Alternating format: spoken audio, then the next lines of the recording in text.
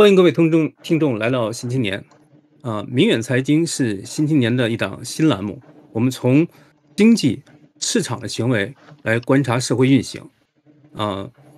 本期我们邀请的嘉宾都是经常在我们新青年社群经常聊天的几位老朋友。我们先来介绍一下 Max，你来介绍一下你的频道吧。我们今天的内容会在 Max 的频道同步网络直播。你好 Max， 介绍一下。好的，大家好，我是 Max。我在做一个 YouTube 频道，叫做这个胡说北大。然后我们这个频道呢，就是想去跟大家去讨论一些新的 idea， 去摸索一些未来发展的方向，就全球的视野去看事情。然后对，继续。好，下面有请 Eric。好的，你好，大家好。我们时间开始今天的主题。你介绍一下自己吧，Eric 背景，随便讲两句。我是从业是金融专业啊，主要做一些投资，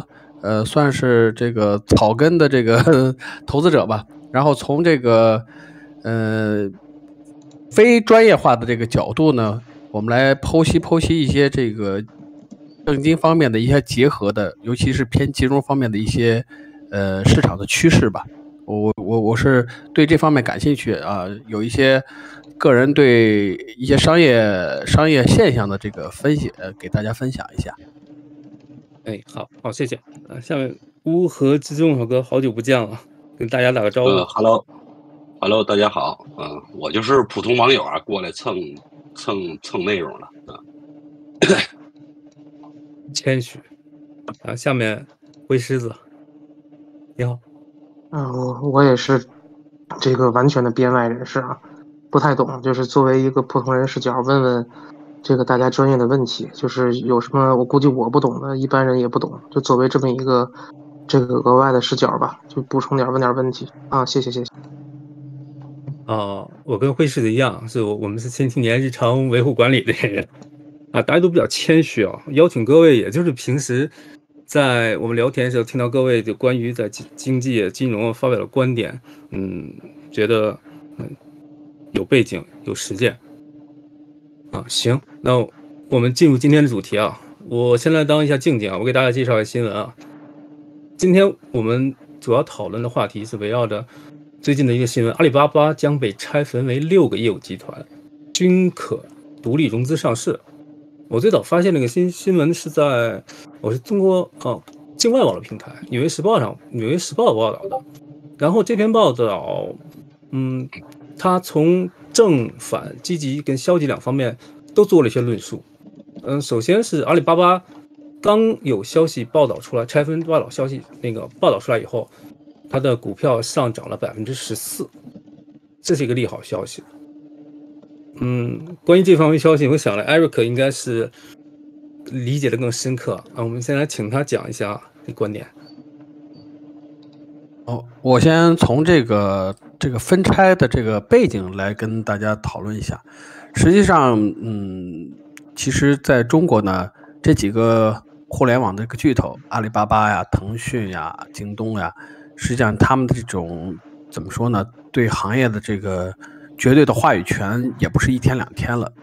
我先说一下为什么在这种契机下它开始进行分拆。实际上在前面就是说在这个中国互联网这个行业高速发展的，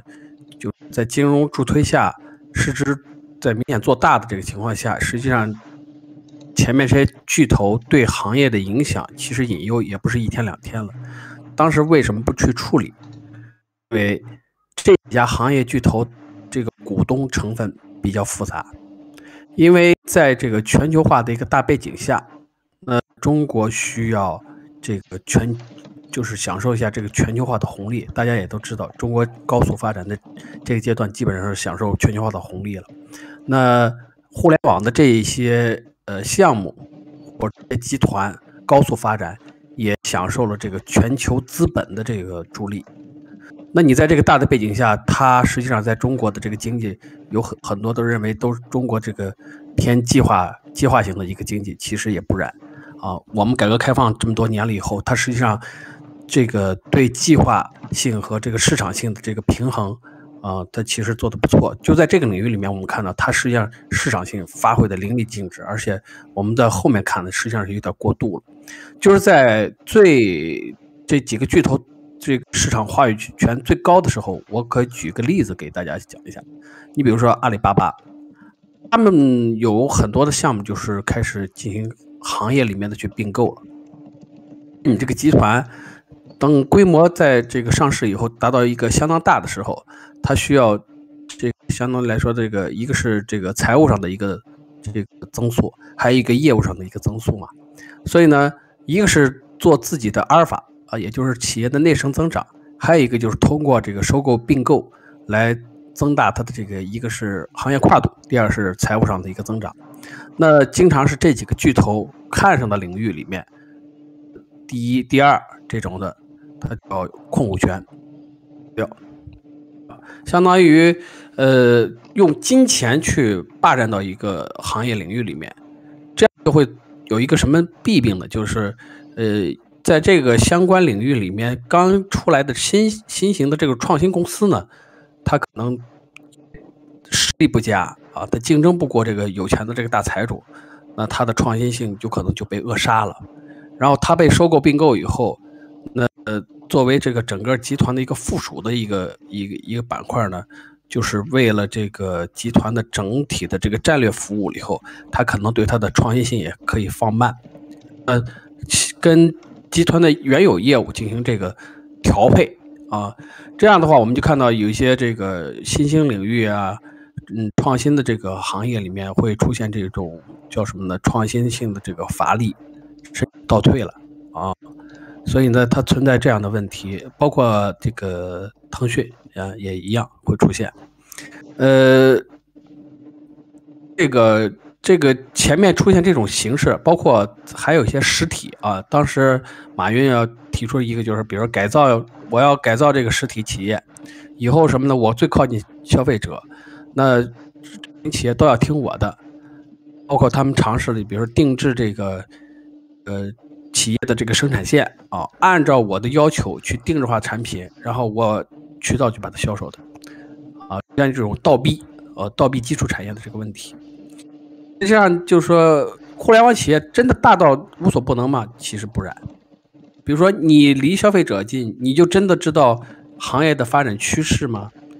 真的能把这个消费者的需求和行业的结合起来，出相应的产品来进行这个产业的升级吗？有很多的案例证明实际上是不行的。但是钱的这个作用投下去了，看去了对行业的一个摧毁，就是这个伤害作用其实也有了。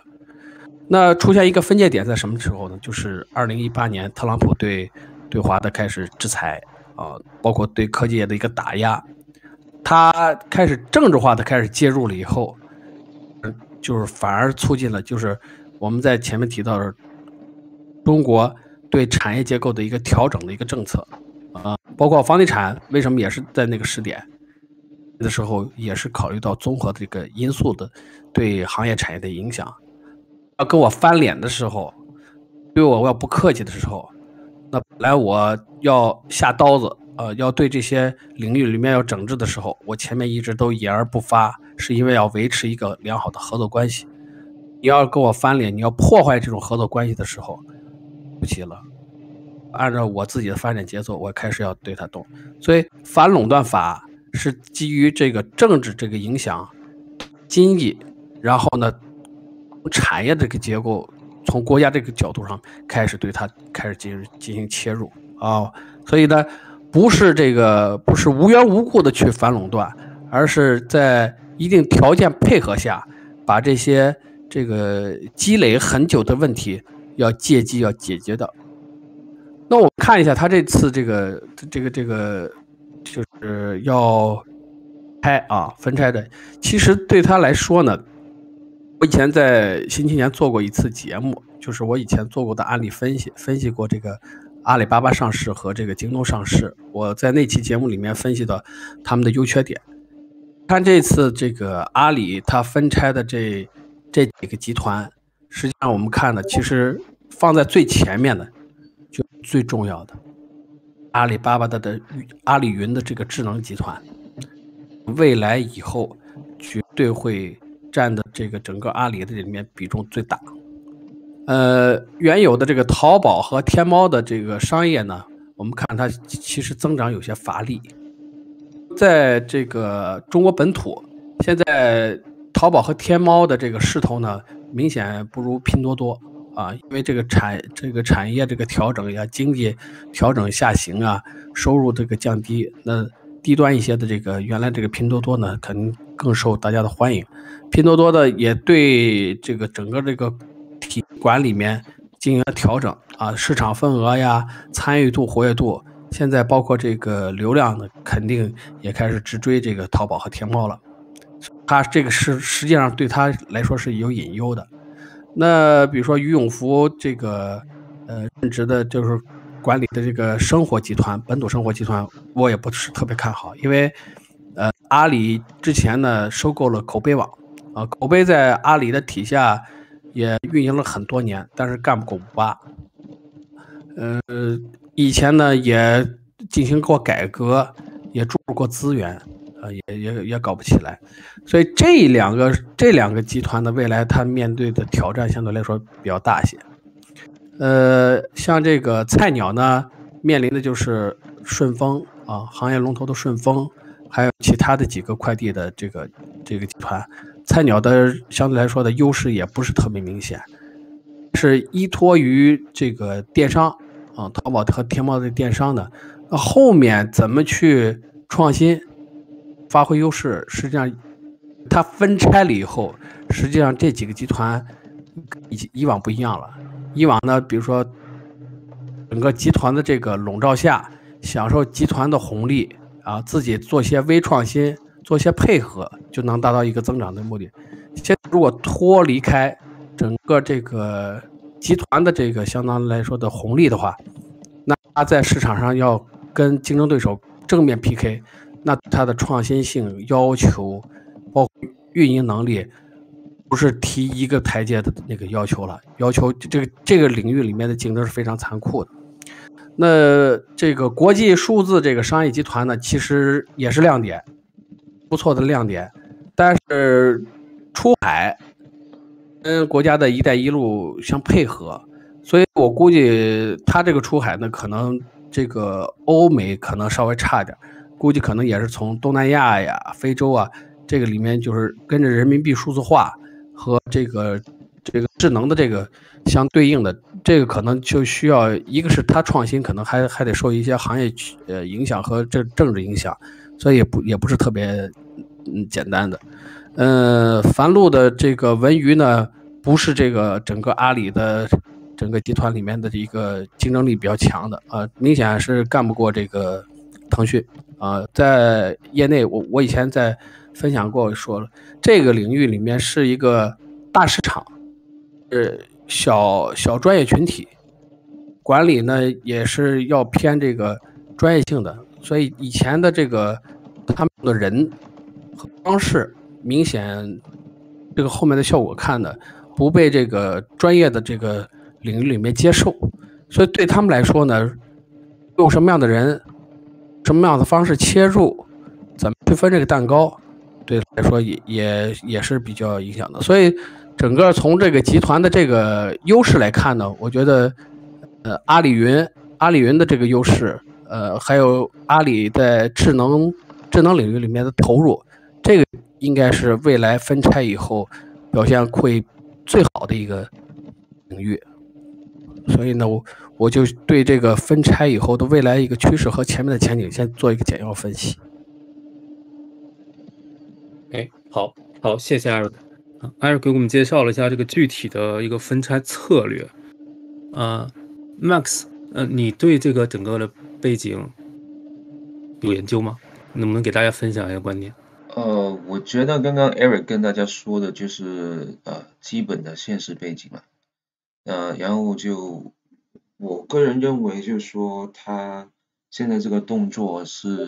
一连串的一个中央的做法吧，有可能就有大概应该有两个不同的观点，一个是从这个企业层面去看这个事情，另外一个是从中央层面的角度去看这事情。那我先说说我自己个人猜测这个中央层面是怎么回事，就是之前就好像 Eric 说的时候，就那个 Donald Trump 发出这种金融战的时候呢，就中国那边呢就做了动作，他就顺意着去打压了这个国内的所有大的这种垄断性的企业。然后他通过那个动作呢，我们可以从这个香港的市场看得到呢，就是香港市场是基本上用了几个月时间呢就完全崩盘。那有一些业内的人士就猜测，就是说中央这次的动作呢，它第一是打散了他们这种垄断权，然后呢借着这个机会呢，中央呢就得到了一个所谓的黄金票的加入机制，这样呢就让中央政府呢，就中国中央政府呢就可以直接派人进入到阿里巴巴腾讯各大的企业里面有一个board seat 这一个话语权，然后他的那个黄金票的那个投票权呢是按比例来说是非常高的，因为他那个黄金票只占总个股份的1%，但是那个1%的整体的 impact 是给其他的那些投票权都大。那他进入了之后呢，也在金融市场把他们的股价打散之后呢，就基本上可以理解成为是赶走了之前待在那里的外部资金，就是外资，可能就把那些什么 Cathie Wood 那些人都全部赶走了。然后赶走之后呢，我们可以看到，就今年年头开始的时候，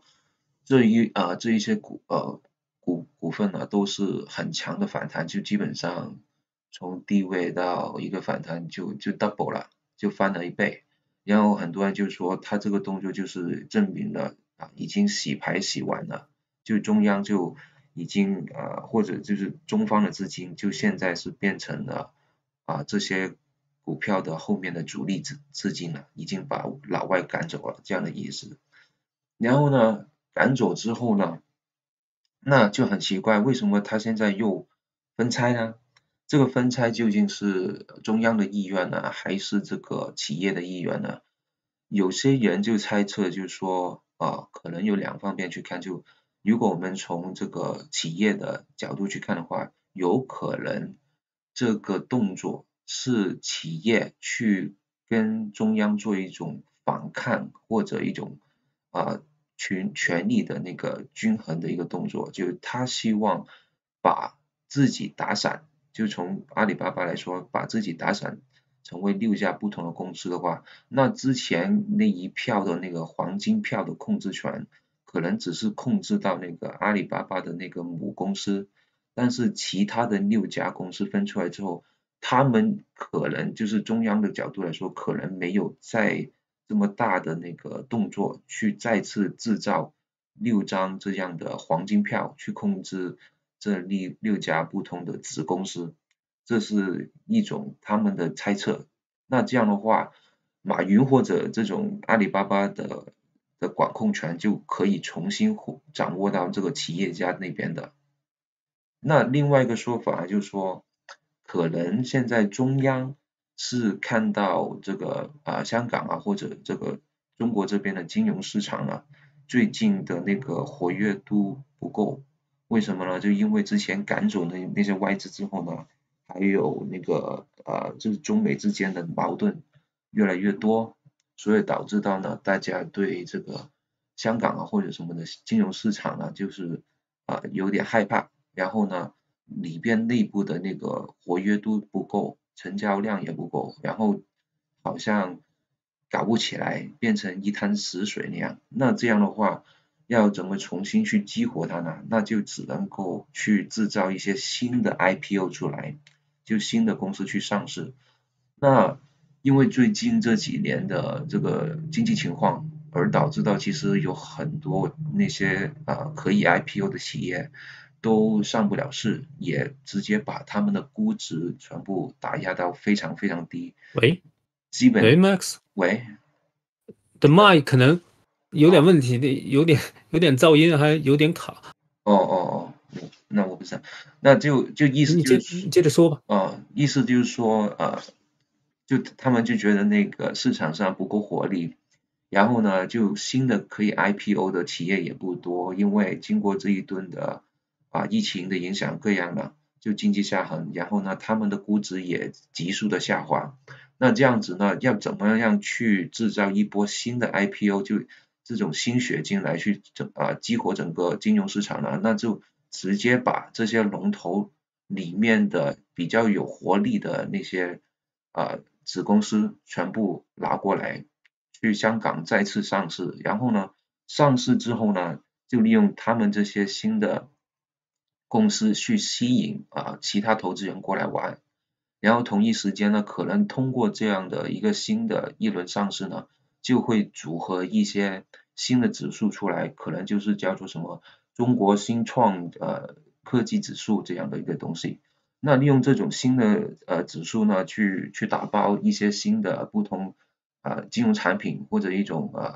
什么的 ETF 那些呢，那就可以借助这些 ETF 啦，在美国那边呢就去销售，然后吸纳外部资金去做一种激活的效应。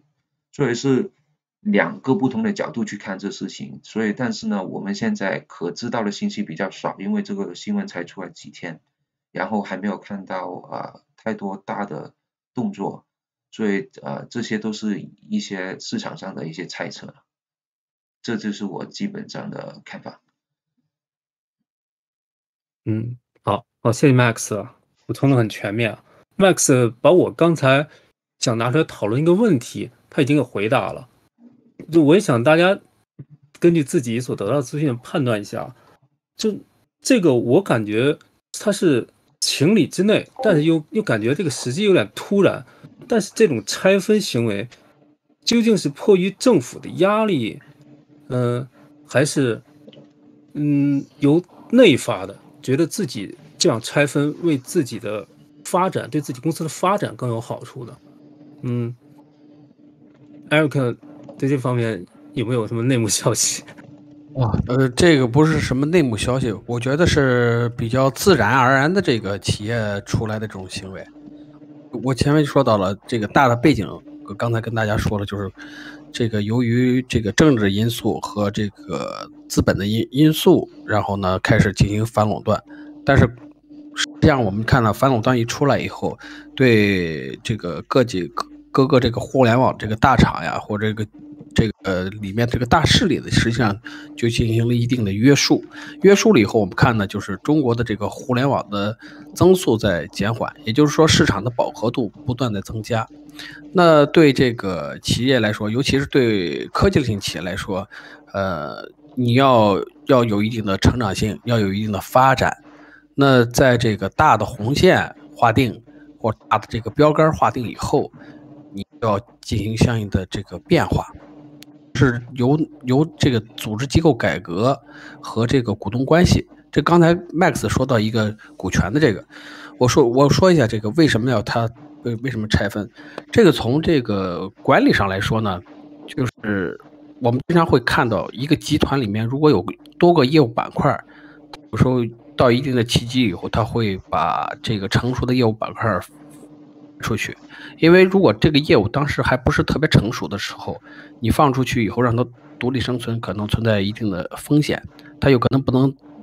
自己存活。那放在体系里面，通过集团给它疏导一些资源，来养了一段时间，让它具备这个市场的这个抗争能力，或者是独立的运营能力，这是必要的。但是过了一段时间了以后，有可能在它基本完成成熟，就是基本完成了这个生存的这个阶段，到这个发展这个高速发展这个阶段呢，有可能集团内的这种管理，这个资源调配有可能是这个项目的一个制约因素。因为我一个集团在管理的时候，我肯定是按照整个集团的它的要求对进行向下管理，跟中国一样啊。中国就比如说国家管理也其实跟企业管理很多地方都是相通的，就是它在传达这个相应的这个政策和这个管控措施的时候，它经常都是比较这个一致化的。但是对于你这里面个体项目的发展，你比如说我举个例子，就是说比如说阿里巴巴，你比如说我如果集团出一个管理制度或管理的政策的时候，我肯定这6个集团它都按照这个政策去实施。但是呢，你这个政策或者你的管理方法并适合某一个板块的业务，不能说我对它单独要去处理一个这个优惠的这就存在一个内部的一个不平衡。那内部的不平衡就会影响到整体的这个运营的效率。那这时候就需要把这一块单独的有特色的业务板块把它剥离出去，按照它自己的运营规则，适应这个市场发展的这个要求，独立出来一些特性的管理方式。集团这时候其实就是比较适合了。还有一个就是说，我们通过这几年，一个是疫情，一个是国家一个管控措施，包括互联网他们这个几个大厂它自身的业务这个发展的一个波动，我们发现在2级市场上面，不管是腾讯还是阿里，股价都会出现一个比较大的一个波动，对吧？这时候你集团这个股价出现大的波动，所有的板块全部遭受到这种波动的影响。如果把它分拆出去，因为它放在一起，投资人是把它看成一起算你的业务成长啊。你比如说，我们就比如说整体这个阿里巴巴集团可能比如说增长10%，但是阿里云的业务、智能的业务增长200%，被一些投资的亏损的业务，你比如说本地，我前面说的本地化的干不过其他的那个这个58同乡领域，那你有可能你是贴钱，它是亏损的，它成长是负的，那你集团最后出来的是高的去补低的，这就是把好学生的这个它的含的这个成色率就降低了。但是投资人在投这个去看你这个股票呀，或者说做一些资本运作的时候，我是看那个整体的，是会影响到它。那如果把它单独出来，单独融资，多管理体系，那它弹性就会更大。集团来说其实是好事，还有一个是你整体的这个管理措施会限制它的发展。你比如说阿里云的业务和智能的业务，你肯定不跟那个本地生活那个肯定不是一样的，鱼的也不是一样的。投资人投你比如说投大文娱的，肯定跟阿里云的这个云的业务的投资人不是一样的。那文娱的肯定是传媒啊，这个文化领域里面的人较多呀，他对你的审视是按照前面说的那个特定那个领域里面，你是不是这个新的这种管理方式，你资源调配是不是符合这个爆发增长，人家去投你的管理机制，他是会这样看。卖的时候，一个集团做了以后，我开始布局多领域，大家期待你是高附加值的、高增长的这个去。当大到一定程度了以后，你的增长开始趋缓的时候，还要再把自己的增长性出来的时候，这时候一定要单拎出来。这样的话，有可能比如说阿里云的业务是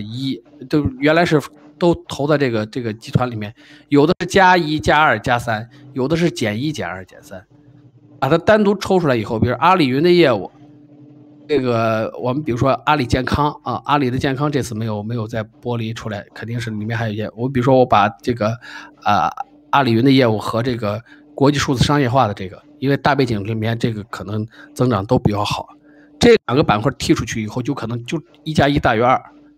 如果在未来的这个1年到2年，有可能这个是翻倍的增长，效果会比放在集团里面会好一些的。我们看到这个国际资本上面，这2个巨头的一个连续的一个减持，是看你这个整体的协同业务，你的创新能力有差别。看到有很多的行业实际上经常会有这种逆周期的这种。那你如果说，比如你的融资吸引新的战略投资人，都放在集团里面，那这个新这种业务就是逆周期的业务，或者说跟其他这个商业板块不是周期同频的，它的融资、资源分配、它的成长就会受限制。之后呢，需要把它剥离，更有利于它这个板块的这个自身业务的发展。我们就看这个，你放在整个集团化里面，按照一种政策去管理的时候，面对你单独领域里面的这个竞争对手，你比如说都放在集团里面，淘宝、天猫呢，还是这个传统运作，你干不过这个拼多多。你看拼多多的它这个整个的策略的变化，它一些商业的变化，我们现在明显感觉到，这淘宝和天猫的应对不那么快速，那么不像以前那个它的革命性啊，它的创新性那么强了。为什么？需要一个新的管理体制、新的股东关系、新的管理架构，赋予它新的生命。我觉得就是政治层面、国家层面呢，是前面的时候已经跟你说了，你已经影响到其他产业的时候，垄断法的那个棒子就在那搁着，我搁了，给你定下来。那国家的这个政策和这个影响到那搁上去了以后，后面企业看到了政策的未来的趋势和方向看到以后，那我就要做应对。怎么应对呢？这个按照不同的领域去分割出来以后，让它能焕发出新的活力，让这个项目能有新的这个增长点。我觉得是应该按照这种商业逻辑去理解它。好，关于艾瑞克刚才讲的一些，我有问题要问，不过咱们一会儿再问。就是我想问一下，乌合跟灰狮子关于我刚才咱们讨论这个问题，到底是迫于公权力的压力，还是内发的发展动力？这个行为有没有自己的看法？有没有要补充？我这个实话说不太懂啊，我觉得这个可能也是一个各方博弈的结果吧。因为一方面它拆分之后分为6个板块，在我看来之前Max 不是提到那个黄金票的问题吗？我觉得这有可能是个博弈的结果，也就是说有可能国家可能会对于这六个部分有可能它会重点监管一部分，然后剩下的部分它可能就不是那么监管了。那其实我是有点问题，我想问啊，就是我对于这个1拆6的，就是这个1+6加 n 的这个模式嘛，我想请问一下，就是它跟直接拆成6份有什么区别呢？它为什么还要在上面设一个1这个东西呢？这个对于它整个的管理，就是它到一个什么程度呢？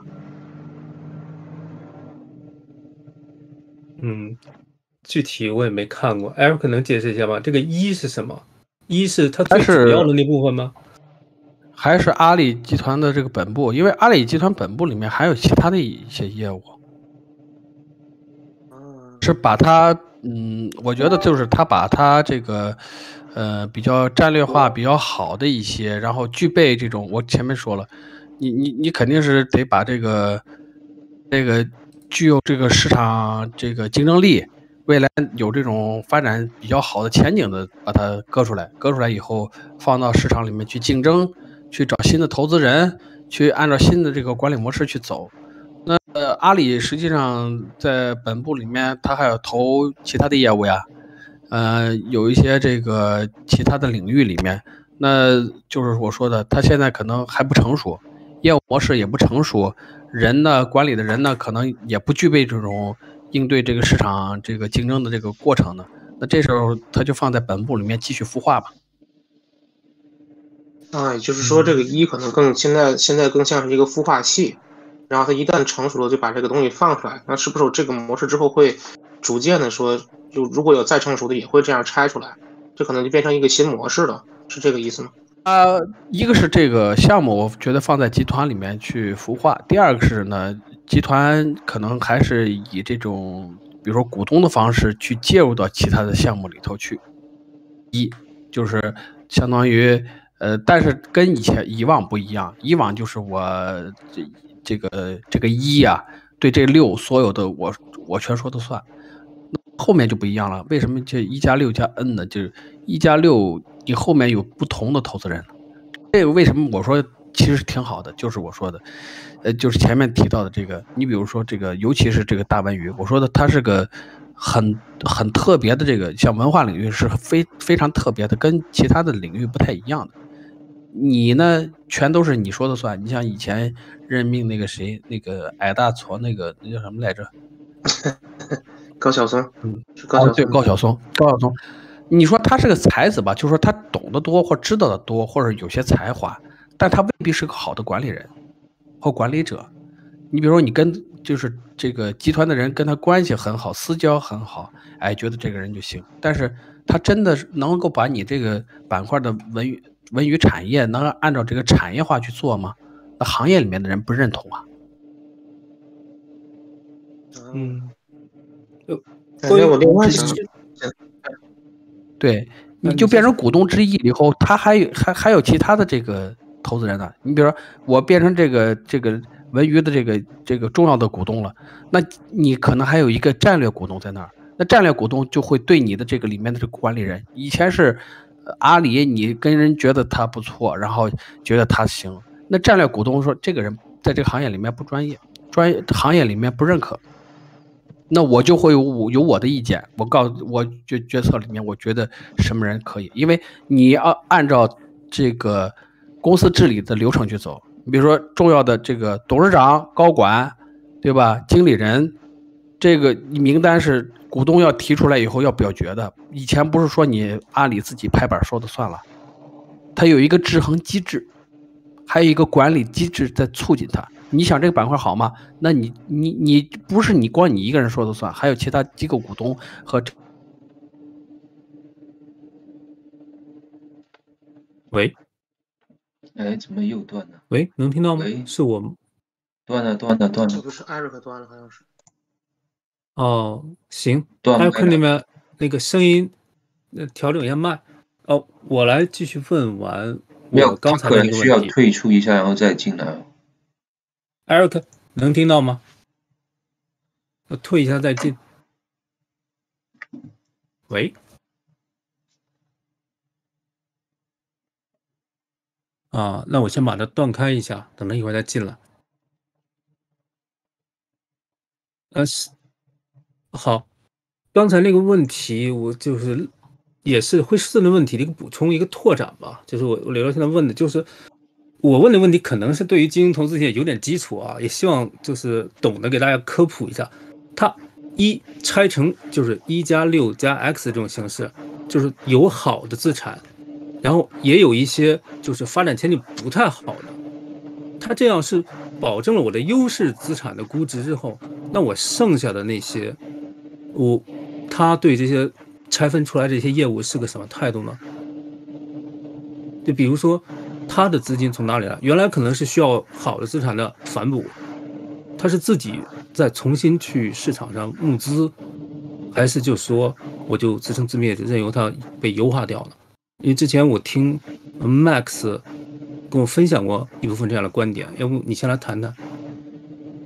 对啊，那就比方说嘛，就好像说Google 就 Alphabet 那样，就你想象一下，就大家都知道，其实那个 Alphabet 最赚钱的就是那个 Search Engine 的业务，就那个 Google 搜索。但是呢，还有另外一个板块就是增长最快的，可能就是那个 YouTube， 对不对？然后呢，还有它旗下还有很多的，比方说那个 Google Fiber，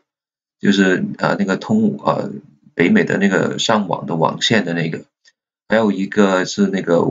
自动驾驶的那个 Waymo， 那个也是做的其实没有这么好。那还有其他的那个好像做那种Satellite Internet， 就他也想跟着那个 Elon Musk 的那个Starlink 那个项目也去追赶那个嘛。所以说它其实除了 Google Search Engine 跟 YouTube 之外，其他的都是一些做不起来的业务，然后也比较需要继续烧钱的。那如果他把那些东西分拆来去独立上市的话呢，那可能就变成那些赚钱的或者增长很高的企业呢，就可以继续去把股价拉升，然后在股票市场里面容易去借债或者什么的。但是那些不太好的那些呢，可能就会被抛弃了。那他这样的话，对于他总公司来说呢，他就只能够选择更好的利用那个赚钱的那个业务去 double down， 就是让那边更赚钱，然后呢就放弃那些烧钱的业务。那些烧钱的业务呢，它只能够通过二级市场呢去做一些 offering 的动作，就是去继续印股票出来，看看有谁可以去接收它。也许也可能就是让他们这些分拆来的业务呢，去跟其他的公司收购或者合并去到其他的公司。那这样的话呢，他就可以通过这种二级市场里面呢去做这种销售行为嘛，就可能就是说，我觉得我这个业务其实不太行，然后我又没办法之前把它卖出去给其他人接手，但是呢，如果我分拆了之后呢，就放到二级市场、自由市场的话，那可能外面的人谁有兴趣的话，他可以通过股票市场里面直接把它们收购了，就好像Elon Musk 收购了那 Twitter 一样。就如果 Google 把它那个自动驾驶分拆出来，然后呢，特斯拉那边呢就觉得，那个 Google 那个自动驾驶系统里面有一些很好的 pattern， 就那个它独立的科技，如果我把它接受来的话，那我就可以把它的那个科技板块的东西呢，就纳入到我特斯拉里面，那样就对我很有利，然后我也可以垄断这个技术，在市场上面更加的有自己的护城河更高。那可能它就是看到那个Google 自动驾驶分拆出来那个股价一直往下跌，然后它就可以出手去把它收割了，然后这也是一个可能性。所以说一旦他把这些东西全部放到自由市场的话，那自由市场上的不同的玩家就可以参与，也可以激活一些不同的新的可能性，是大概这样的情况，你可以去这样想。好，谢谢 Max。Eric 刚才掉了，就是我想听听 Eric 的意见，我再给你重复一遍这个问题啊，就是它一拆分为6的时候，就你刚才描述了一些美好的前景，有些是非常有前途的，他把那些就你认为拖后腿的资产剥离出去，他自己会变得估值非常高，但是剩下的这些怎么办？自生自灭，还是自己去搞钱 ？Eric 有没有操办过这类的、经手过这样的业务？能不能跟我们分享一下这样的观点？其实他们以前也做过这个业务，就是比如说滴滴和快滴合并，不就是那个阿里把那个快滴放给滴滴一个并购掉了吗？就是你竞争不过竞争对手的时候，然后呢，看一个时机点，如果真不能竞争成这个行业的老大，尤其是在像这个互联网巨头，它基本上要发展这个领域的时候，当你拿不到这个竞争的机会的时候，你还不如把它放弃掉，获得一个收益的，对吧？原本的一些业务呢，有可能在集团里面呢会被取消掉，过分，那也得听那个股东的意见啊，因为阿里它也是一个这个。像这个分拆也是经过这个公司制流程管理的，也跟这个股东会里面讨论股东表决，董事会提预案，这个肯定是这个公司治理流程的，这也不是说他自己就能一下子拍脑门的。所以我说，说一些这个说是不是有一些政治阴影呀，有些海外媒体是不是政治打压呀、胁迫呀？中国在这块，尤其是这个高科技性领域里面，它的商业化，它的治理这个已经美国学的非常好了，所以根本不存在这个问题。你想，它的股东都是很多元的嘛，对吧？全世界各都有，开这个股东会，按照你在这个股东里面的权益的这个大小，你可以提嘛，你最后表决嘛。马云是这个。他的这个表决权会大一些，那也没大到这个能抗衡全体股东那个地步，对吧？他的经营，你像这个京东也是这个京东虽然这个刘强东在这个经营管里面，他的这个话语权超过80%以上，但是重大议题里面，其他的机构股东或者战略股东对他还是有一定制衡作用的，所以完全的失控不可能，完全的失控就变成一言堂的这个不可能，所以呢，他这样的话，我和前面就说了，利于有些板块呢去竞争。你比如说，他把这个文娱出来以后，吸引一些战略的股东的话，我看好他跟腾讯进行在文娱里面竞争这个态势。以前做的不专业，因为就基本上按照领导的意志去找相应的人，然后呢没有这种制约机制，造成这个板块过。但是你按照新的这资源还在，你的优势还在，那就再 PK 呗，那就按照新的这个市场的机制去竞争吧。但是像这个，比如说生活这个领域里面，你放大招，有新的这个创新点，机构也不会认，因为你独立出来以后，未来面临上市和融资，我为什么要投钱给你？我要看到你一个爆发式的，像你这么大体量的，像实力这么雄厚的这个阿里，你要拿出一般项目的这种什么点，是不会认的。那我能给你投大钱，我给你一定要看到这个行业里面，因为投你就知道你的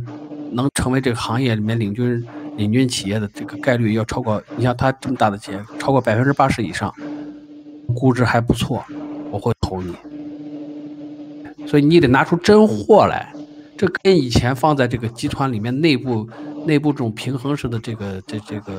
圈养，它不一样。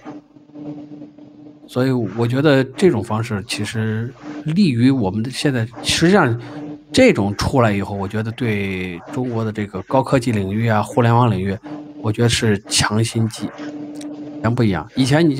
你在这个比如说新辟的一个领域里面，一些创新类的企业刚新辟出来以后，有点创新的点子，马上巨头。你像前面做节目提到了，阿里不是有那个万网嘛，收购的万网，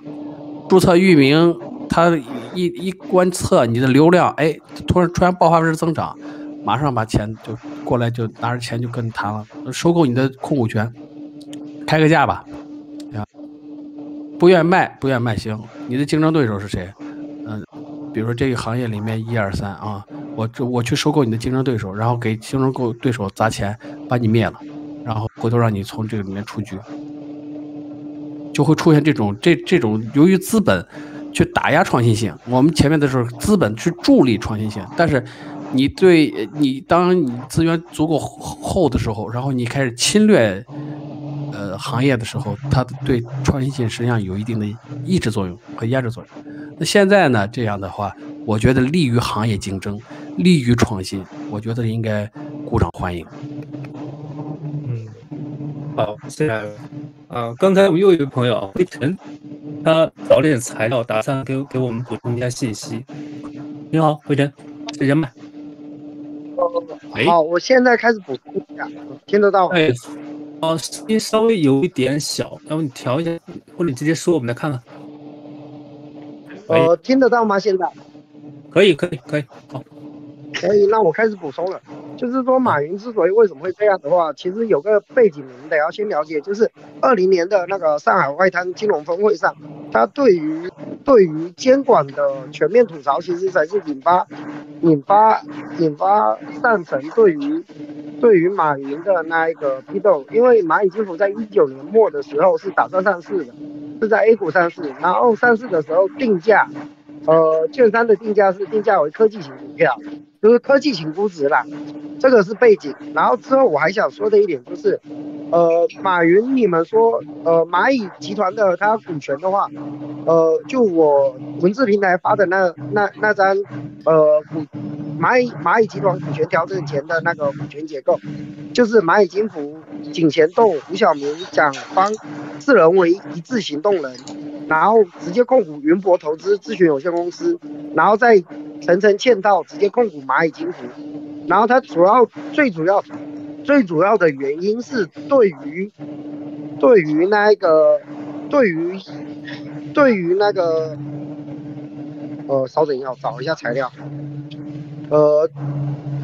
对于监管体系的整个吐槽，全面否定掉巴塞尔协议3的内容。巴塞尔协议3的内容，说句实在话，就是银行金融机构最主要的监管方式。因为巴塞尔有个资本充足率的问题，就是8%的资本充足率，我记得是这个数字。然后还有一点就是蚂蚁金服之前做的很多都是消费贷打包成 ABS。去二级市场融资换来流动性，至于蚂蚁金服本身的资本金好像是在出事之前不超过5亿，我记得应该是不超过5亿，这对于整个金融体系而言的话是一个巨大的风险啊。然后之后开完会没多久，杭州市市委就周江勇就被查了，这本身而言的话是更多的是一种政治信号。还有一点就是马云其实之前也不是说没有问题，就是说大家对于他都是有意见，但是怎么讲呢，没闹到那么顶层而已。马云你们记不记得有个湖畔大学，之前建立湖畔大学的时候，外面声音都在说东林党，然后马云符合政策建立的那叫什么达摩院，原本以为顶层以为它是符合产业的激励机制跟引导的，是做芯片投资的，结果一看也是做芯片下游以外的投资，比如说什么我记得好像是比如说自动驾驶，那个金融科技都没有去到实体，这违背了最上层的意志，才导致了这一轮的分拆。这是背景跟原因。至于之后的话，我觉得就是3个字：反垄断了。只要把企业整个集团打散掉，就是可以自由竞争了。相对于后面的人，后面的企业也好，都是一种好处吧。因为他们以前 VCG 有句话，你的产品如果跟腾讯或者阿里撞上了，你们要怎么超越他们？这就是资本垄断带来的危害性吧。对于整个市场而言没有激励性了。好了，我就大致说了这么多。好，谢谢辉晨的补充啊。就关于辉晨帮我们回忆的这段往事，包括一些细节，我也发表一下自己的个人观点啊。就我认为在我们中国，因为国外的情况我不是很了解，我认为在我们中国，资本它一直它不会有一个安全感。关于辉晨刚才讲的那段就是马云的讲话，我也听过。Max 之前给我分享一个观点，我让他帮大家讲一下。我是觉得，马云的这个讲话，他可能涉及到就是一个权力边界的一个极限试探，而且他讲话的一个对象，他讲话的这个受众，他在那个外滩讲话的一个受众也比较特殊。我先听 Max， 让 Max 跟我们分享一下这个观点。你好 ，Max。这个事情呢，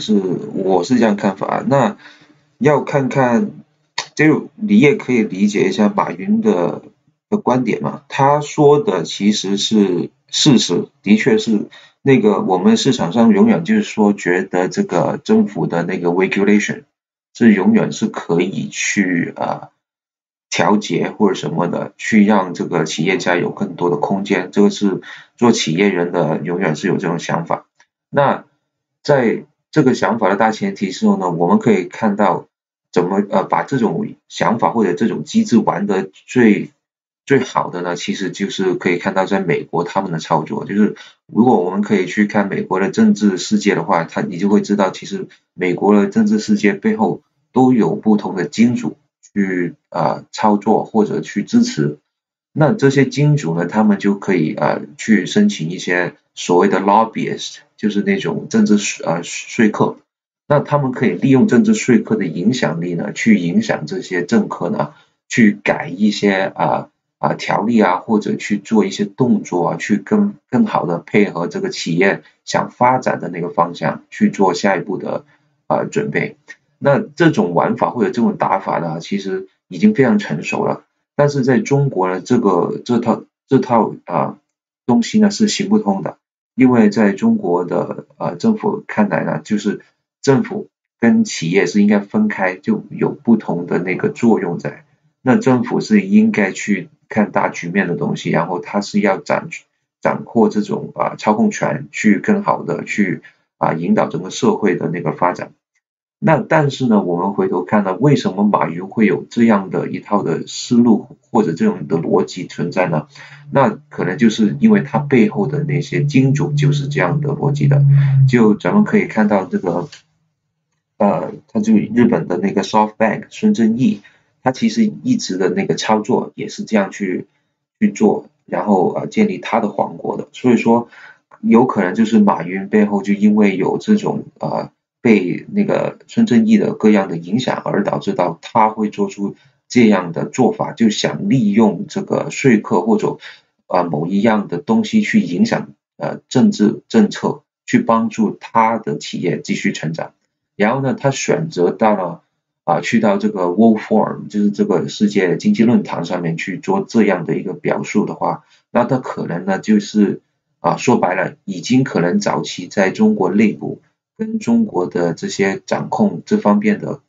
管理者交谈的时候呢，可能就谈不到同一个频道上吧，可能，然后他就可能就觉得不行，他必须要找个新的方法去解决这个问题，那他可能就尝试着利用外部的压力制造这种舆论性的压力，去让那个中国政府内部的人去配合他。但是他可能就是因为这个动作呢，就引起了中央政府的不满，而导致到呢，就借助他这个企业或者他整套的体制，就阿里巴巴的整个体制，去做一个杀鸡儆猴的一个效果出来，让全部的中国内部的企业或者在好像孙正义这种的外部投资人知道谁才是在中国说了算的。所以说是一个非常大的一个改变了，在整个金融的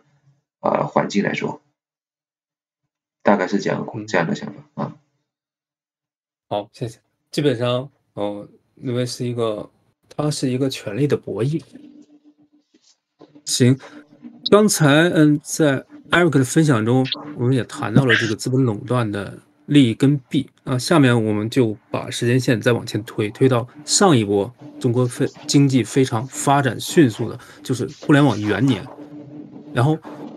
我也想大家思考一下，就是像这种航母级的企业发展对中国的利跟弊。我先从我分享一下我自己的个人经历，然后大家现在思考，一会儿我会问大家。我在中国互联网元年短暂的参与了一个不太成功的一个创业项目，时间很短，然后慢慢这个项目就停掉了。当时这个行业是个什么情况呢？有专业的投资机构，那个钱他是肯花的，还有一些非专业的投资机构和个人的这种民间的热钱吧，他可能手上有些闲资，他也是在市场上到处去寻找。然后比如说我们周末在咖啡馆去讨论项目的时候，经常会有人他随便串桌去打听项目，有钱的去打听项目，有项目去打听有没有投资。然后当时那个市场上还有一个什么后果呢？就是我是认为这个垄断当时它对创新是有遏制的。为什么？因为有一些项目它做的稍有起色之后，比如说一些它刚刚有个 demo， 没有一些庞大的用户，它比如说就把一些卖菜的或卖一些商品的刚刚搬到了手机上，这样的项目当时这些互联网巨头们就有去设计收购，他可能随便掏个1亿人民币，他自己没有任何疼痛感，然后这个市场上它就形成了一种就是以创业卖身这些互联网巨头为目的的创业机构。当然这些项目在 BAT 3家拿到手里，他不一定都会去给他堆资源去发展的，他是捂在手上。意思就是比如说我这家我有一个这样的好，我在市场上找到了，我收购，我不发展了，我捂着，然后对面竞争对手他也会去收购，也差不多就花个1亿多人民币，收购以后捂在手上，你不出牌，我也不出牌，这张牌大家都不出，这个项目以后咱们就慢慢就可以解散掉。这是我参与这个行业了解，从我片面的了解到他对创新的一种扼杀的这么一个过程吧。当然他们在竞争中怎么说，可能就比如说有的牌不出，有的牌出了，它也有利好的情况，它也有这种鼓励创新的方面。我是抛砖引玉啊，就大家对这方面有没有任何就是经验经历的话，可以分享一下。谁先发言都可以。左老头，我补充一下，之前我还漏掉的一点就是，我记得是14-15年的时候 P2P 很盛行，但是之后整个垮塌以后，应该是16-17年，从那以后就是高层才开始提那个系统性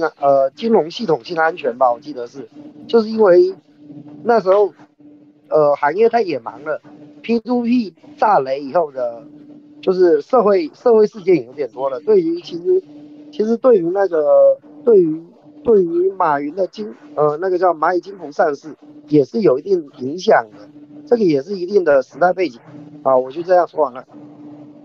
好，谢谢慧晨的补充。据我了解啊，乌合老哥自己创业折腾了好些年，有得有失。对于我刚才提的这种，就是像这种垄断资本对你的创业，或者你观察到了对这种创业者的帮助和挤压也好，有没有什么看法？其实我就是之前我那会儿也做过一个跟你其实一样的经历，我那会儿也做过一个类似于这种特卖的这种就是网站这种东西，但是风口没踩对，就是我们出来的时候挺多资本跟我们聊，然后但是当时我们是2家公司，就是用左的公司去讲右的公司，但是在做的过程当中呢，风口没踩对，就赶上千团大战了。然后原来垂直电商那一波就已经过去了，那个时候就是就因为你刚说的把历史回调，那个时候做生意或者创业有3种模式，叫 to B to C， 这是前2个大家都知道，还有一个就叫 to VC。就是比如说我们做出来就是我说的那种，对，就是奔着那个资本去的。然后当然你要能进入到那个阿里系或者说是就是腾讯系吧，这俩是最好的卖家嘛。然后你还能给自己接下来能把自己也牵进去，能给自己一个更长期的东西。但是你说那种呢，就是我看到的更多的是就是因为他们2个家它是一个博弈关系，它到最后其实除了刚才那个艾瑞克老哥提到的那个滴滴合并，是他们俩真正的各自的那个烧钱大战之后联姻了之后，好像其他的这种都不多。捂死的我也知道一些，但是就是本质上他捂的目的是为了自己。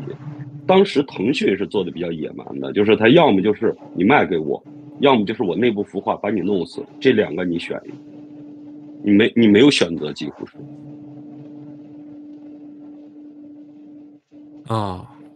Erica， 喂，这个接触比较多啊，它是这个，所以有一个问题就是你怎么去选择你的这个股东啊？因为中国的这个市场化的时间很短，我们利用资本呢，也是从90年代后期开始利用这个，比如说海外的这个风险基金进来，所以呢，中国很多的企业呢，对这个公司治理、这种处理、投资人关系处理、股份的如何处理，实际上有很多的盲区。你比如说，我们从一个比如说知名案例，就是张兰的这个对赌协议，大家都会说这个资本的这个是偷走了这个实体企业家的，但是大家忽视了一个协议就搁在那儿，你不赌，去搏那个杠杆，去这个。去压上这个身家，压上这个翻倍的这个收益，你会出现那种结局。这个在这股权投资里面叫对赌协议，对于你的项目的未来的发展的管控，在这儿，我们包括那个张信礼的那个会员也一样啊，他很清楚这个企业应该像猪仔一样啊，养肥了以后要卖啊，他自己经常在这个公开表达这个论述，但是当在这个产业周期里面和国家周期里面宏观的时候，判断相当于失误了嘛，所以这个因素很复杂。中国人对这个，比如说资本如何管，投资人怎么管，这个有时候别人给你钱，是什么性质的钱，对我带来什么样的好处，会带来什么样的坏处，我企业未来发展的过程中可能会有隐患，很多人没有这个经验。那看到比较成功的，就是创业的比较好的，实际上这个老板呢，是在本领域里面，这专业化程度很高。第二就是情商很高，知道如何做这个投资人管理。你比如说我们去看上市公司，我们打交道的时候，我们特别喜欢专业化的董秘啊，董秘一般都负责这个投资人关系管理。那一个公司它的成熟不成熟，除了他自己本身的主业，还有一个就是他对这个股东关系管理。你不可能避免说这里面有财务投资人，或者有产业投资人，或者有战略投资人关系和管理，他们都是要挣钱的，挣钱要分一个节奏，这个节奏会不会影响到企业的这个战略发展和生产经营，事先要做好规划。当他们赚钱要退场的时候，就是入场和退场要做好相应的管理安排。一出现一些意外情况，你有没有风控措施来保障出现意外情况不会对由于资本这个影响而影响到你业务的发展，把它的伤害降到最低，其实是比较难的。很多的中国的企业实际上都没有这个相应的经验。所以我们看为什么他们有时候喜欢海外留学回来的这个人来创业，一个是什么呢？在前面的时候他能带来一些海外的好的技术。第二个是什么呢？在资本主义这个国家的市场里面，你对资本的理解会比本土的一些企业家理解的更好。有时候这个可能比较好的这个本土的企业家，那他需要学习什么？就对资本要有一个比较深刻的认识。那这样的话，比如说在这个引入这个，我都不说天使了，天使其实就是他一般在 VC 阶段，有可能有些人就变现退出了。就是怎么让这些企业家认识 VC PE 的作用和我上市这里面的资金的安排，我的业务的安排。一个项目能从这个前面的一个孵化的一个小企业，最后成熟企业，最后到上市变成大企业，这个过程其实是蛮坎坷的，也需要过实际上都是所以小企业和大企业面临的问题，实际上有很多地方都是相同的，都一样。你们前面说到的这个，包括这个资本的打压、竞争，对吧？谢谢它的作用的和目的都不太一样。你讲完还有补充的吗？好，刚才 Eric 也谈到了，就是当时是非常有一些海归的一些创业者比较受欢迎。那正好Max 刚才我们聊的是就是之前移动互联网元年那一波的国内的一个创业的一个现状。能不能跟我们分享一下？就是因为你在北美那边也是应该做过一些投资调研的，能不能分享一下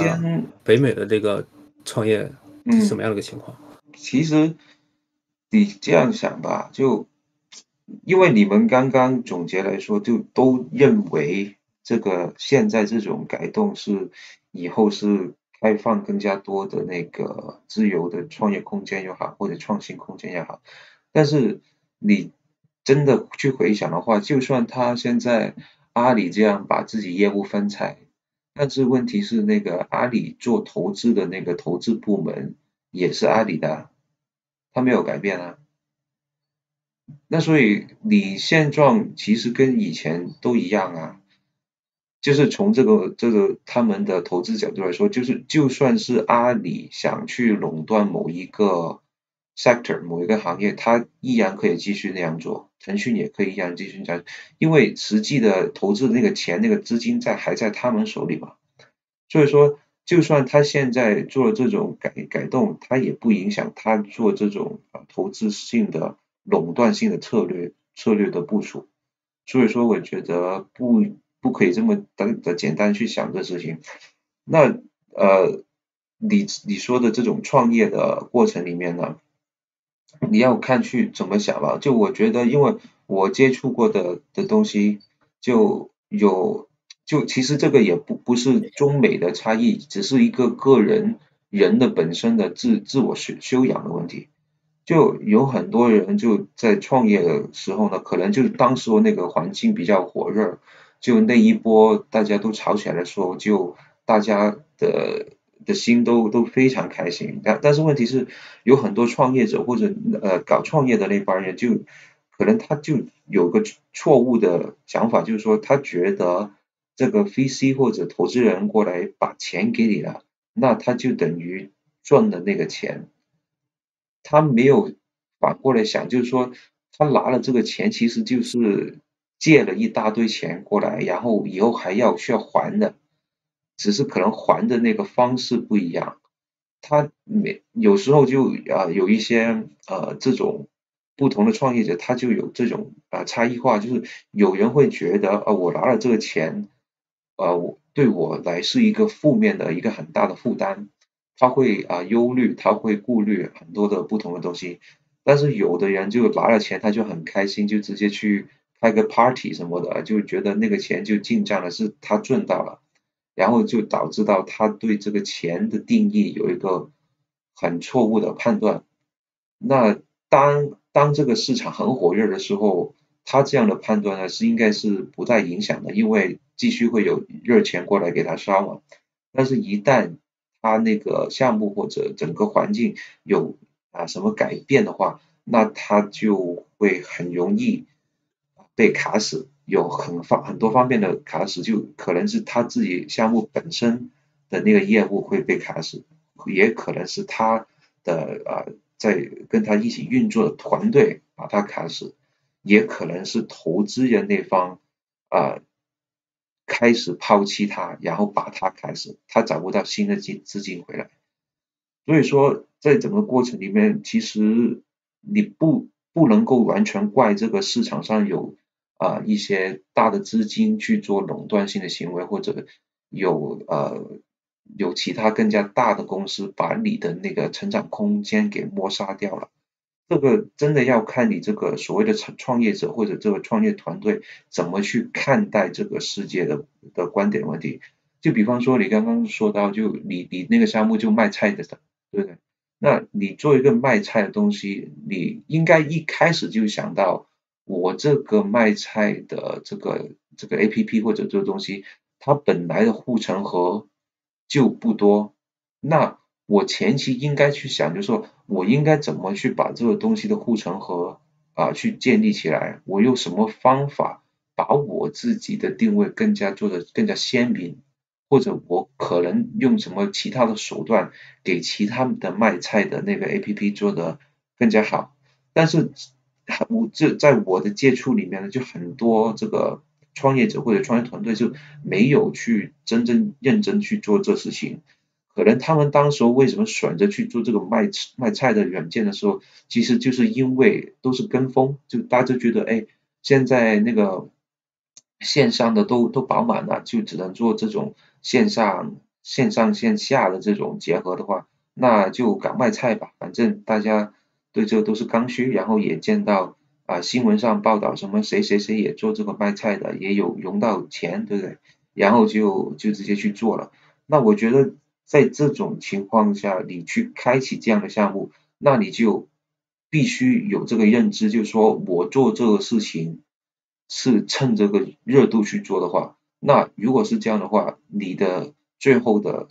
那个所谓的 exit strategy 就是你退出机制应该去怎么设定呢？你是想直接做到一定程度就把这个东西卖出去给人家啦，或者直接去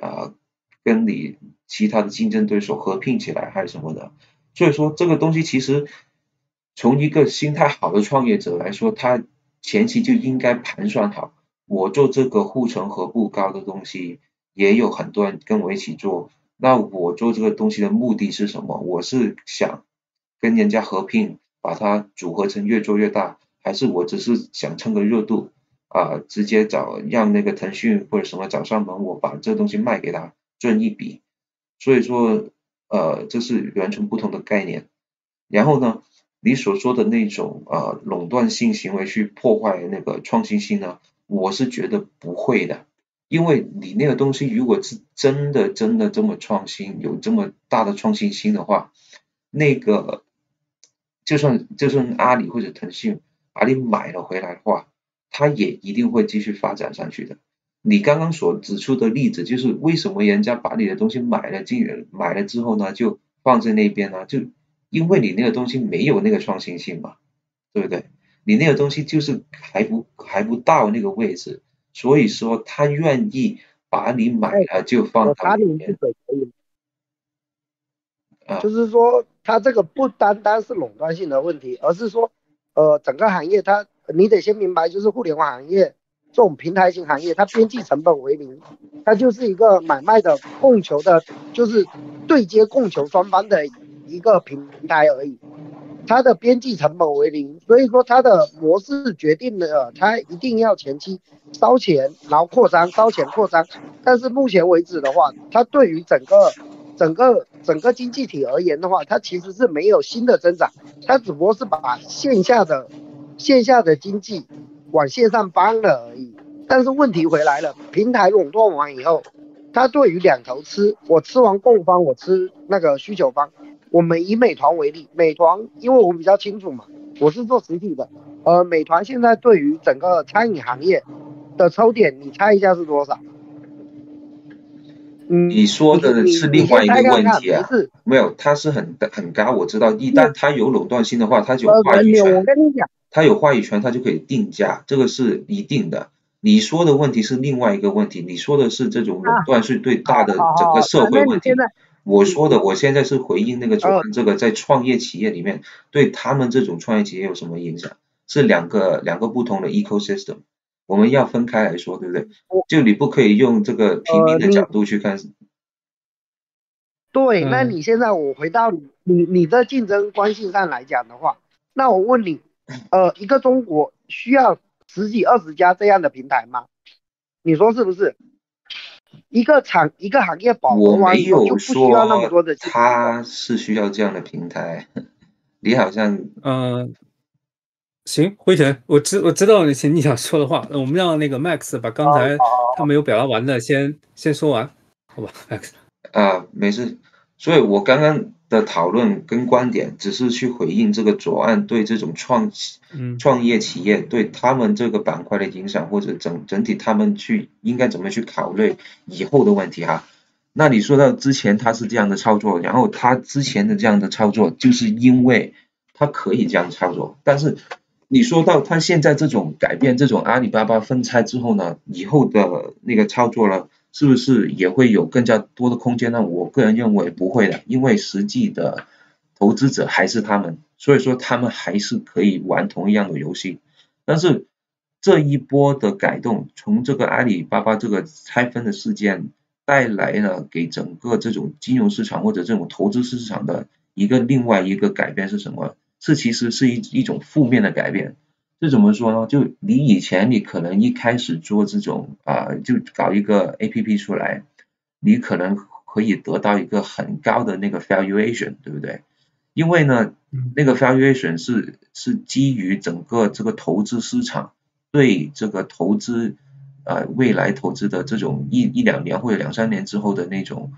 看法，他觉得你这个东西有机会成为下一个可以垄断性行为的一个 APP 的话，那他就会觉得你这个以后会很牛，所以说他前期给你的 valuation 会很高。那对于这种创业型的人来说呢，他们就很方便去拿到新的钱，或者他们可以一直拿到很多热钱让他去烧。这其实是对他来说是一个非常好的一个生存环境，对不对？但是呢，现在这种生存的条件呢就不存在了，因为我们可以看到，就是中国不允许你做大做强，做到垄断性的话，那整个投资环境的那个 valuation 就直接会就是砍一半了，最起码砍一半，就大家都认为，哎，就算你这个东西再牛逼，你也不可能再做到以前腾讯或者以前阿里巴巴那种垄断性行为，所以说他不会愿意有这么多的热钱去让你去烧，让你去做R&D， 让你去做 experiment。所以说对于以后的这些创业者来说呢，他会失去了这种比较活跃，在这个投资市场比较活跃的那个资金，就变成他原本那个水池里面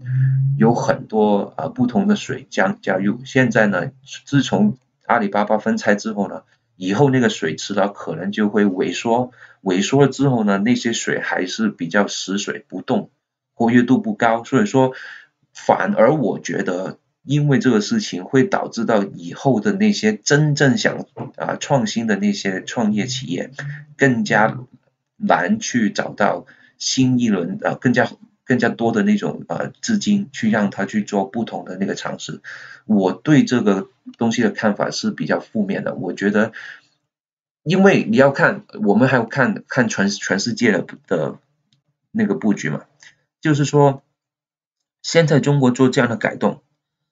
跟美国那边他依然去把这套游戏规则去继续玩下去，那会形成怎么样的分差呢？就是说可能之后美国那帮创业企业或者那帮创业家，他们的那个生存条件越来越好，他可以得到的那个活水越来越多，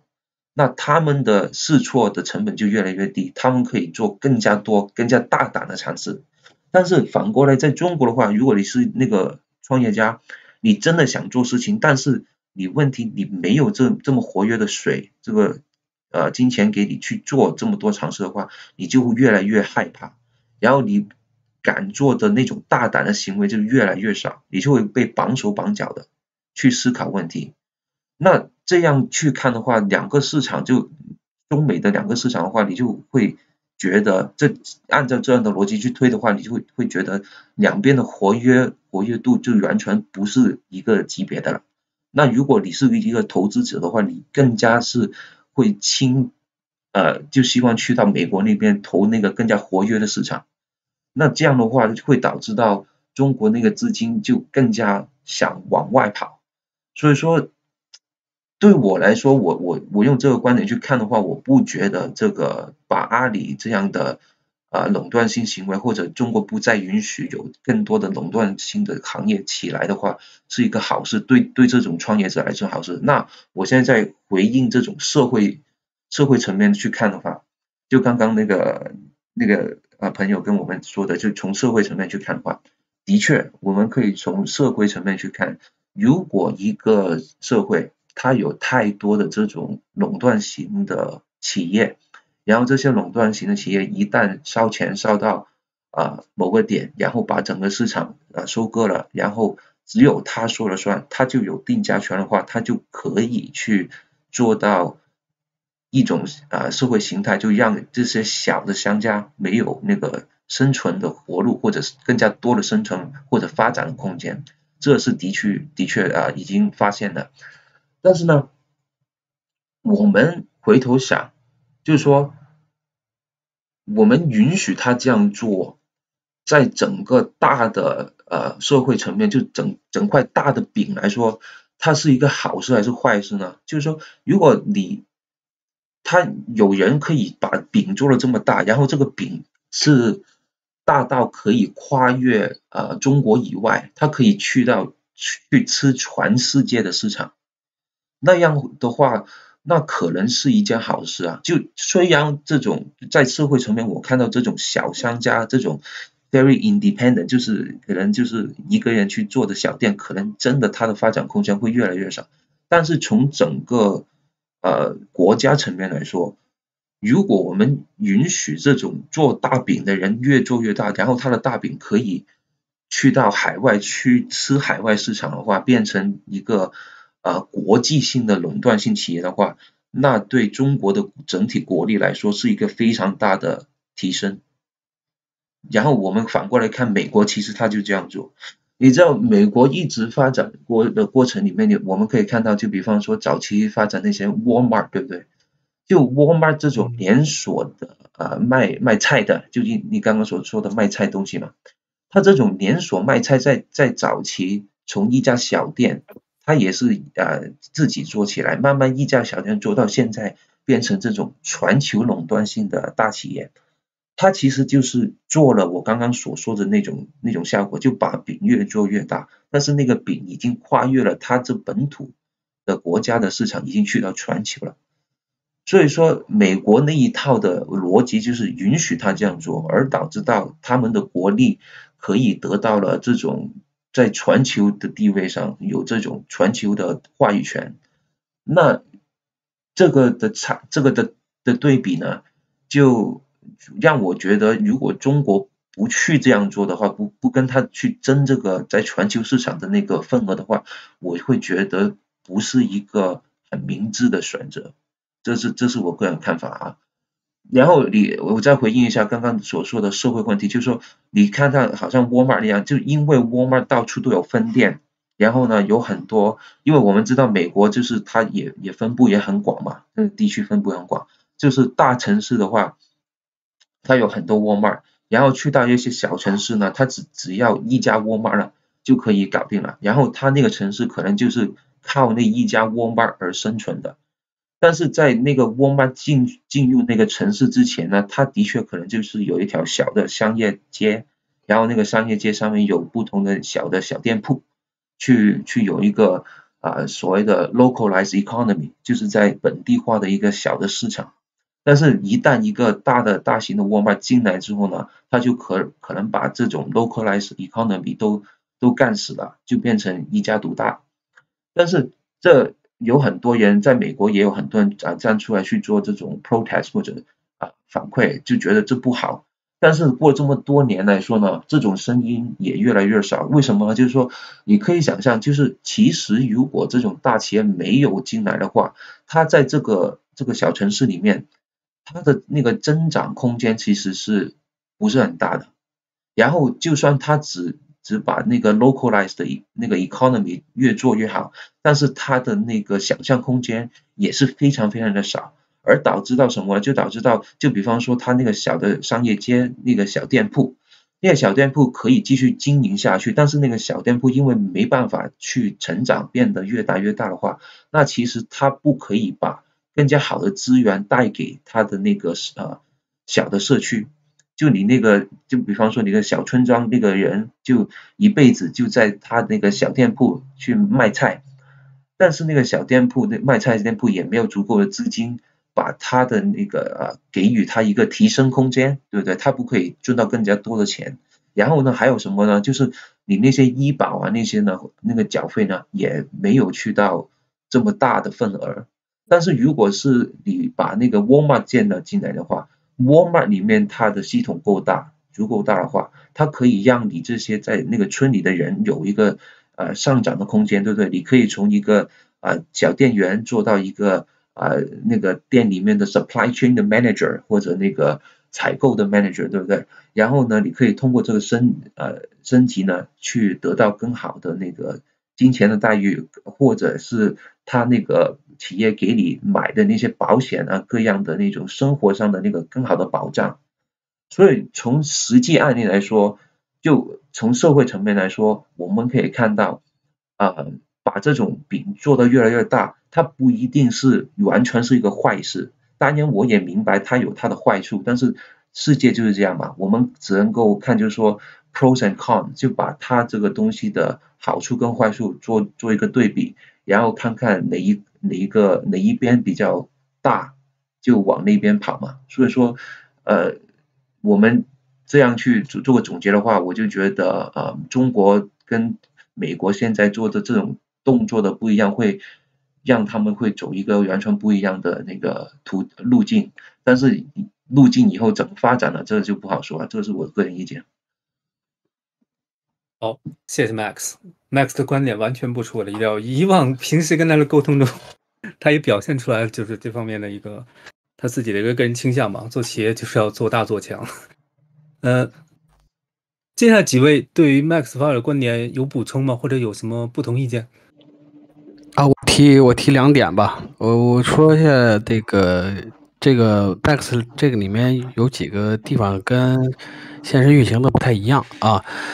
第一点就是说 Max 是说到这个他的投资人啊，拆了以后投资人还是那些人。我要提醒你要意识到是什么呢？就是它分拆的意义在哪儿呢？就要独立核算，公司独立核算，这个影响的非常大。我举个，我说的投资人不是那些外部投资人，我只是说就回应刚刚左岸，就说那个就我刚刚说了嘛，就阿里内部不是有个投资的一个部门嘛，对不对？它也有着重要的本质上的影响。都给你再从外部和这个内部两个方面我剖析一下啊。它为什么有这个本质的意义？就是独立核算这个对一个项目和集团来说，它就是一个新的一个主体了。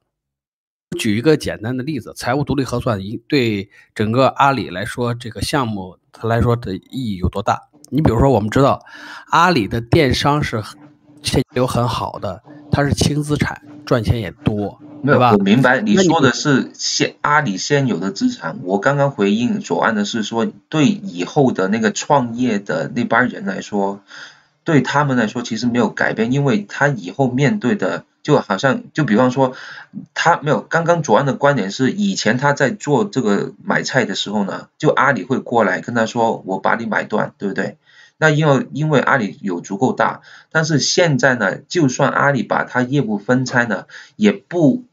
证明阿里以后的阿里的投资部门不会做同一个动作。我是说这个事情，所以说我只是回应左岸说，就算他现在做了这种改动，也不等于以后那些创业企业不会遇到同一样的问题。我只是想表达这个观点。它存在有一个这个问题在哪儿呢？就是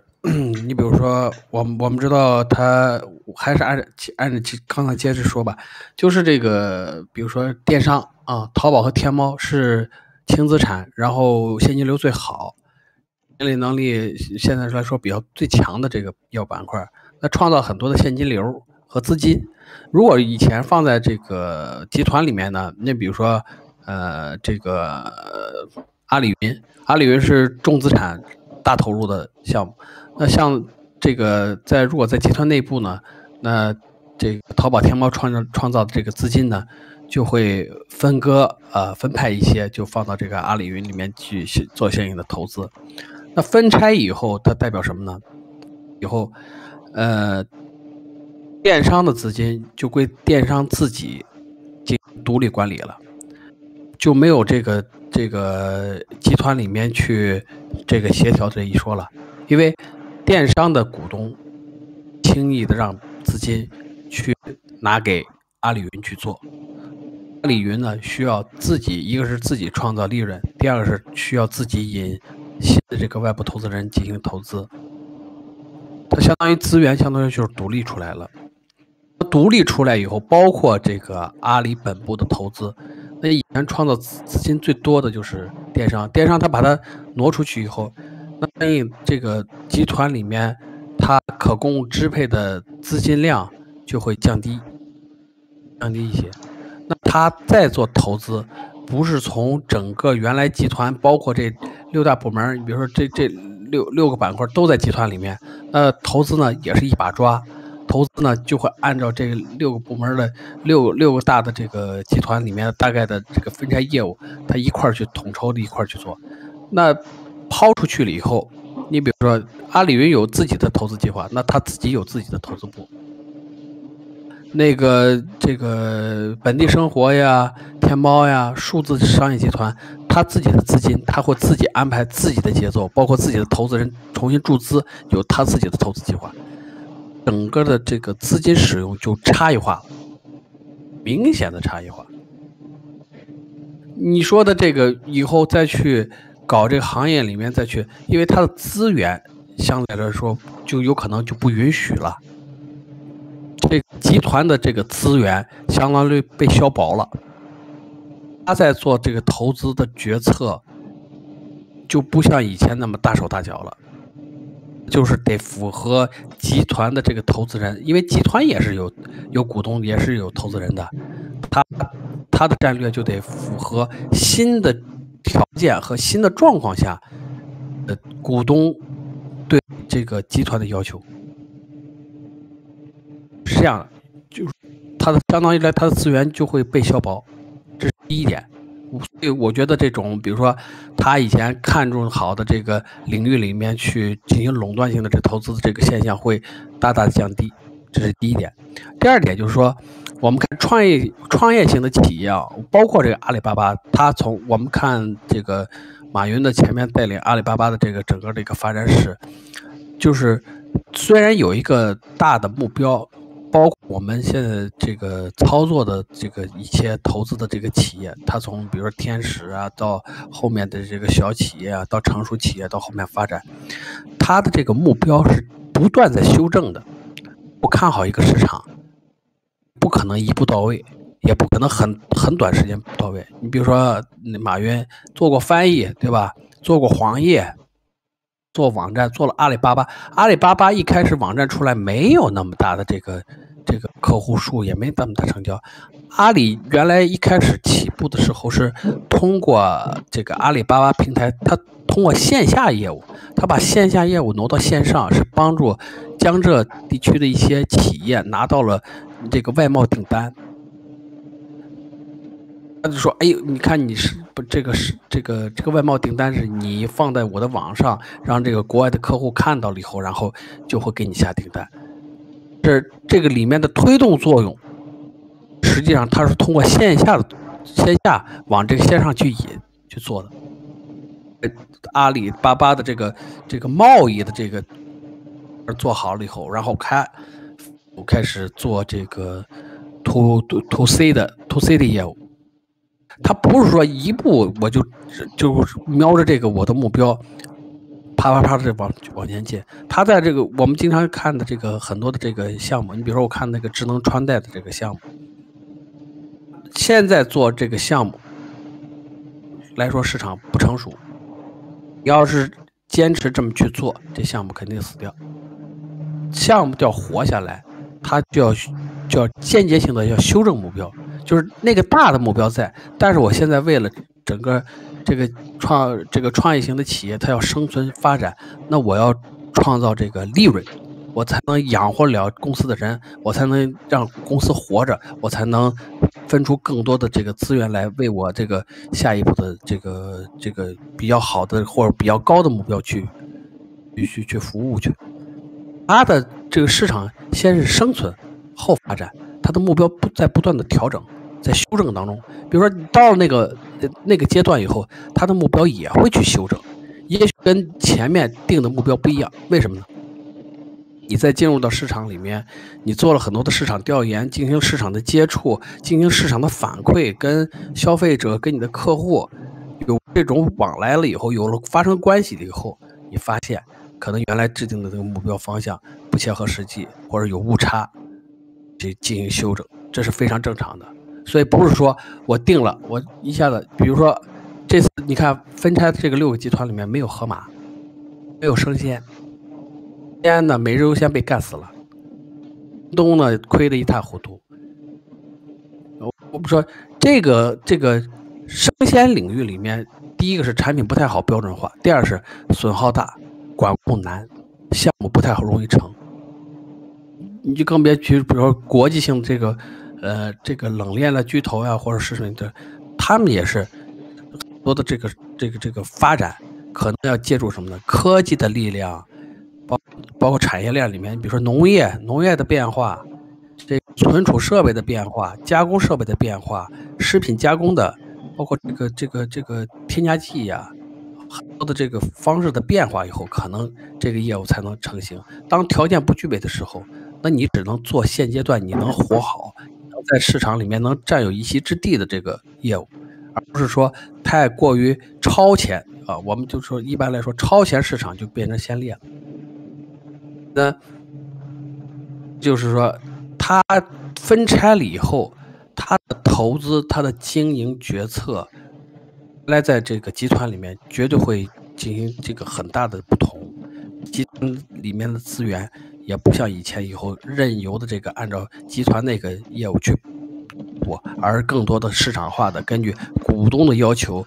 进行了发展，然后市场化的去运营。就是它在经营的过程中，小企业包括大企业都一样，不断的去修正它的目标，不断的去完善它的目标，你最后才能得到正反馈，才能获得这个发展的好效果。大概是这样。好，谢谢艾克。刚才我们下面有位观众啊，救人举了好几次手，是想发言吗？我把他拉上来了。喂，救人。喂，哎，你好。喂，是想表达点什么观点吗？最开始几次是按错了，后来我听了一下子，我就那个上来一下，因为他这种把那个底下的分公司或者说是其他的那些部门放出去进行独立经营、独立结算的话，我这边我正好了解一点这种，我正好在一个那个建筑类企业里面做那个预算经营部里面，所以说我正好我在的这个就是我们这个怎么讲呢？就是总部对下面是有控制的，但是这个项目、这个分公司、这个大区又是自负盈亏、独立经营的。就是我先讲一个，就是 Eric 的那个，把他的那个下面的分部门独立运营，其实不怎么会影响总部的那个资源，它不是太影响的，它只是对下面的这一些怎么讲呢？这些部门的控制没以前那么强了，就是从秦始皇变成了周天子，因为投资没人是拿自己钱投资的，投资的钱都是融资来的。只有总部的那个体量在那儿，它的那个融资难度就不会降低，而且真要是它的那个拆的正细的话，这种投资也会去分另外一个部门去投资，到时候由这个部门再去融资。因为我就举之前我知道的一个例子，我们这个地方就是我们这个建筑类企业里面，它之前成立了一个水电分公司，把所有项目里的水电统一给这个水电分公司来。后来就是因为这个水电分公司摊子铺的太大了，全国那么多项目全都有一个水电分公司管，他这管理就有难度，他就管不过来这么多。后来就把这水电分公司给拆了，权力就下放到这个项目上，把他们水电分公司变成了项目上的水电部。用这种方式把它那个扭转它的盈亏。其实怎么讲呢，就是大部分这种分开来经营、分开来预算调动的是那个这个项目上的管理人员，这个分公司的那个实际管理人的调动是他们的积极性。因为怎么讲呢，如果说总部管的什么都太多的话，那些中层管理人员就会消极怠工，反正什么事都有总部的指示来，总部让我们战略亏损我们就亏，反正都有总部补贴。这样一来的话，到最后的结果就是大锅饭，亏的地方就越来越多。他就是把权力下放之后，让这些项目自负盈亏，如果他亏得太狠的话，这个项目就不存在了。所以说这个项目才能扭亏为盈。我讲的比较短，就这么多。好，谢谢就诊啊。因为今天这个时间，我节目时间快2个小时了，来的比较晚，但同样谢谢你的观点。我今天给大家做一个结语吧，然后咱们就结束这个。我们今天先是讨论了就是阿里这种互联网巨头的这个拆分的一个背景，还有它的一个展望，然后我们又回顾了整个中国互联网行业的创业，以及这些互联网巨头在从中扮演的角色。我们希望所有的创业者仍然坚持他的理想，我们也希望资本有它的底线跟操守，我们更希望这次互联网的企业的拆分为我们中国不太确定的经济前景对他来说是一剂强心剂，能创造更多的就业能造福广大劳动人民，让孔乙己真正的阳光开朗起来。好，谢谢大家。最后打个广告啊，欢迎在油管频道搜索新青年 New Generation， 那个白底红字的就是我们，也欢迎大家搜索胡说北道，那是 Max 他自己的频道。Max 做自己频道非常努力，我看过做的封面非常好，希望大家多一些鼓励。好，谢谢大家。我们移步到普通频道吧，一会儿我把这个频道关了，谢谢大家，大家辛苦了。